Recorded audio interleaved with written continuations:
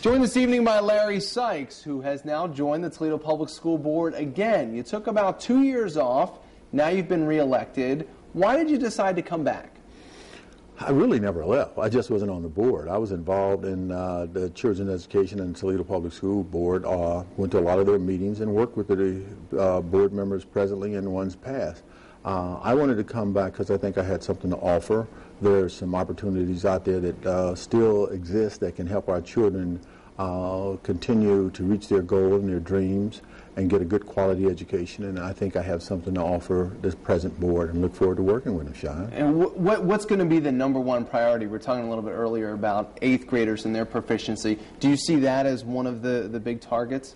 About a month ago, I sat down with John Foley, Superintendent Foley, and a individual that was presenting a program here that would help identify at-risk children and had worked. At that time, we met with Jane Kilbright and the curriculum director, Mr. Foley, and they were very impressed with that program. And I would hope that we'd sit down and look at that again and see if this is something that the district can use to help all our underperforming schools. So I want to really concentrate on the underperforming schools. Do you feel as though, since you've been gone in the last 2 years, that things have gotten worse? Well, you know, it's all how you look at it. Is it a half-filled glass or is it a filled glass? There are some excellent programs in Toledo Public Schools, and I would not be involved in Toledo Public Schools if I didn't think that it is worthwhile and great.